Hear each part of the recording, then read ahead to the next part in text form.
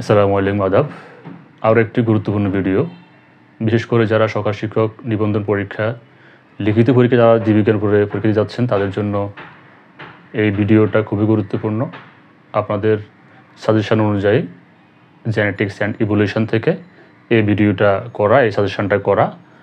তো আমার কাছে মনে হচ্ছে সাজেশনটা খুবই ইম্পর্টেন্ট মনে হচ্ছে, এবং আমি সিলেবাসের যে টপিকসগুলো আছে সেই টপিকস অনুযায়ী সাজেশন তৈরি করেছি। আশা করি আপনারা উপকৃত হবেন সাজেশন অনুযায়ী। তো আরেকটা গুরুত্বপূর্ণ কথা বলি, যারা এখনও ভালোভাবে অনেকেরই প্রিপারেশান ভালোভাবে নেওয়া হয়ে গেছে, আমি বিশেষ করি যারা এখনও ভালোভাবে প্রিপারেশান নিতে পারেন নাই, আপনারা একটা কাজ করবেন। আপনারা যেহেতু আপনাদের পরীক্ষার এখনও 7 থেকে 8 দিন সময় আছে, আপনারা প্রতিদিন টার্গেট করবেন যে প্রতিদিন একটা চ্যাপ্টারকে শেষ করতে হবে। প্রতিদিন একটা চ্যাপ্টারকে শেষ করতে হবে এবং ওই চ্যাপ্টারের উপরে নিজে পরীক্ষা দিব, এই টার্গেটটা করুন। অন্য কাজ আপাতত অফ রাখেন। নিজের লাইফের জন্য বড় একটা ইভেন্ট আসতেছে সামনে। সো এই ইয়েটাকে খুবই গুরুত্ব সহকারে দেখুন, এবং আমি বলবো যে প্রতিদিন একটা চ্যাপ্টার ভালো করে প্রিপারেশান নেন, ভালো করে আয়ত্ত করুন, এবং নিজে পরীক্ষা দেন। নিজে লিখুন, বেশি করে ড্রয়িং করুন চিত্রগুলো। আশা করি আপনাদের ভালো একটা প্রিপারেশান তৈরি হয়ে যাবে। তো আসুন, 1 নম্বরে আজকে আমি যে এটা রেখেছি, মাল্টিপল অ্যালিল এবং সিউডো অ্যালিলের পার্থক্য লিখুন। আমি আমার একটা ভিডিওতে বলেছি যে আপনাদের পরীক্ষাতে দেখবেন যে আপনি 100 মার্কের মধ্যে 20 থেকে 25 মার্কের পার্থক্যের জন্য আসবে, এই জন্য পার্থক্য গুরুত্ব দিতে হবে। আর পার্থক্য সবচেয়ে সহজ জিনিস। তারপরে খতে মেন্ডেলের প্রথম এবং দ্বিতীয় সূত্রটি লিখুন, সেকার বোর্ডের সাহায্যে সূত্র দুটি ব্যাখ্যা করুন। এই প্রশ্নটার অনেকবার আসে, শিক্ষক নিবন্ধন 9ম, 10ম, 14তম, 17তম অনেকবার আসছে, এবং এই প্রশ্নটা মানে 99.9% বলা যেতে পারে আসতে পারে। হ্যাঁ, যদি ইনকেস অফ না দেয় সেটা আলাদা হিসাব, কিন্তু মানে আসার সম্ভাবনা যে প্রশ্নগুলো যেগুলোর 99 পয়েন্ট, সেগুলো ইনকেস অফ না আসতে পারে। মানে জিনিসটা এরকম যে কনফার্ম আসবে, ইনকেস অফ না আসতে পারে সেটা আলাদা হিসাব। তারপরে এটাকে আমি 4 স্টার দিয়েছি। তারপরে 2 নঙে যেটা আছে, প্রকট অ্যাপিস্টাটিস এবং প্রচ্ছন্ন অ্যাপিস্টাটিস এর পার্থক্য লিখুন।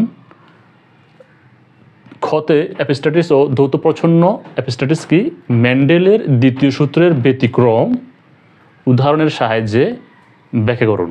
আপনারা জানেন, আপনারা সবাই পরিচিত আছেন, এখানে যে অনুপাত দেওয়া আছে অনুপাতের সাথে আপনারা সবাই পরিচিত আছেন। এটা আমি একটা পরীক্ষাতে দেখেছি, বিগত পরীক্ষার এটা আলাদা প্রশ্ন আসছে, এটার জন্য আলাদা প্রশ্ন আসছে। তো আপনারা দুটোই শিখে রাখবেন, ইনশাআল্লাহ আপনাদের কাজে আসবে। এটা শিক্ষক নিবন্ধন 12তম, 14তম, 16তমতে আসছে, অর্থাৎ এটা আলাদা করে আসছে। এইভাবে বিগত পরীক্ষাতে খুবই ইম্পর্টেন্ট একটা প্রশ্ন।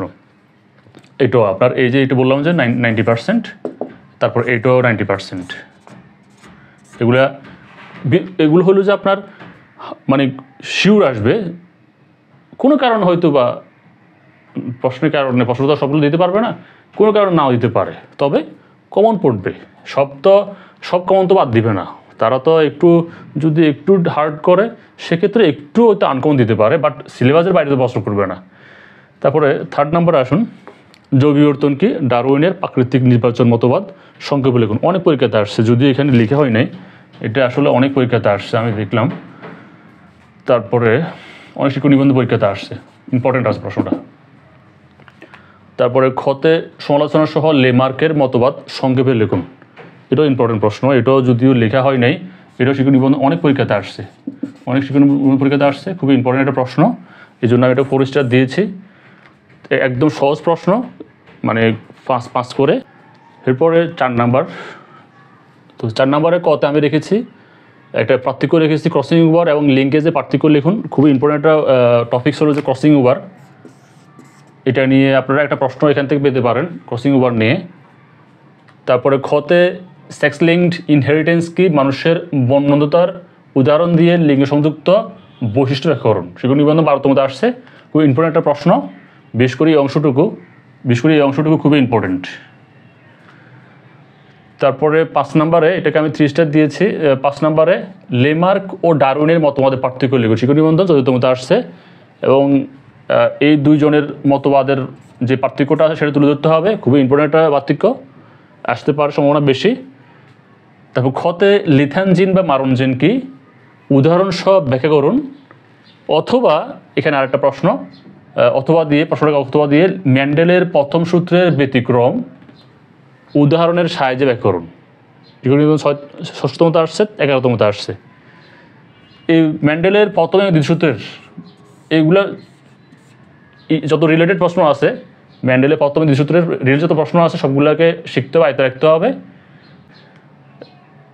6 নাম্বার এবং এটাই লাস্ট নাম্বার, টিকা লিখুন। টিকা লিখুন আসলে এখানে টিকা পরীক্ষাতে হয়তো বা নাও আসতে পারে বা আসতেও পারে, এটা বলা যাচ্ছে না। কিন্তু টিকা লিখুন বলতে এখানে আমি যে পয়েন্টগুলো তুলে ধরছি এগুলো আসলে এই টপিকসগুলো ইম্পর্টেন্ট। তো এই পয়েন্টগুলো যদি আপনারা মোটামুটি ধারণা রাখেন কিছুটা লিখতে পারবেন। টেস্ট ক্রস এবং ব্যাক ক্রস, তারপরে খতে নব্য ডারউইনের মতবাদ, আর স্পেক্টর, তারপরে ঘতে সপ্রকটতা এবং অসম্পূর্ণ প্রকটতা, আর উমতে ক্রসিং ওভার। তো এই টপিকসগুলো মনে রাখতে হবে, মোটামুটি ধারণা নিয়ে যেতে হবে যাতে করে পরীক্ষাতে আসলে সব লিখতে পারেন। আর একদম তো 100% তো কমন না পড়তেও পারে। ইন কেস অফ যদি ভালো প্রিপারেশন নেন অবশ্যই কমন পড়বে, আর যদি কমন না পড়ে সেক্ষেত্রে বাদ দিয়ে আসবেন না, যতটুকু পারেন লিখে আসবেন। চেষ্টা করবেন যে মোটামুটি লিখে দেওয়ার জন্য। রিলেটেড কিছু লিখতে পারলেও ভালো। অনেক সময় যদি একদম প্রশ্ন যদি ধরেন আপনার 5 মার্ক বা 10 মার্ক কমন পড়ে নাই, তো সেই ক্ষেত্রে আপনি যদি ধারণা থাকে, ভালো ধারণা থাকে, যদি অপশন নাই, আপনাদের কোনো সুযোগ নেই অন্য কোনো অপশন না থাকার কারণে, তো রিলেটেড যতটুকু পারেন মোটামুটি রিলেটেড কিছু লিখে আসবেন। আবার একদম অন্য কিছু অ্যাড করার প্রয়োজন নাই, অন্য কিছু অ্যাড করে কিছু লিখে খারাপ কোনো ধারণা তৈরি করার কোনো প্রয়োজন নাই। আপনি যতটুকু পারেন ভালো করে লিখে চেষ্টা করবেন। আর একটা জিনিস হলো কি, এখানে এবার আপনাদের এই পরীক্ষাতে যেহেতু 3 ঘন্টা 100 মার্ক আনসার করতে হবে, ওই দিক দিয়ে কোনো অপশান নাই আপনাদের কোনো। তো সেক্ষেত্রে যতটুকু আমি মনে করি যে সবাই কিন্তু 100% আনসার করতে পারবে না। 100% আনসার করা এখানে আসলে সোট আপ হয়ে যাবে সময়ের ভিতরে। তো সেই জন্য চেষ্টা করবেন যে যতটুকু আনসার করবেন একদম যত করে ভালো করে আনসার করতে পারেন এবং সুন্দর আনসার করতে পারেন, এবং লেখার ধরন, লেখার খাতার সৌন্দর্য যতটুকু বজায় থাকে, খাতার সৌন্দর্য লেখার মধ্যে, চিত্রের মধ্যে, তো এগুলো যাতে করে বজায় থাকে সেদিকে খেয়াল রাখতে হবে। মোটামুটি 90 আনসার করতে পারলেও আপনি এই সময়ের ভিতরে আশা করি ভালো একটা মার্ক পাবেন। আর যেটা আনসার করবেন এটাকে ভালো আনসার করতে হবে যাতে করে আপনার কনফিডেন্স থাকে। 5 মার্ক থেকে 5 দিতে হবে, নতুবা আমাকে 4 দিতে হবে মিনিমাম, এও ধরে রাখতে হবে, এও লিখতে হবে। তো এইটুকু রইলে আজকে। আরেকটা টপিকস আছে আপনাদের 10 নম্বর টপিকসটা, এটা দিয়ে দিব। সবার জন্য শুভকামনা রইল। আল্লাহ হাফিজ।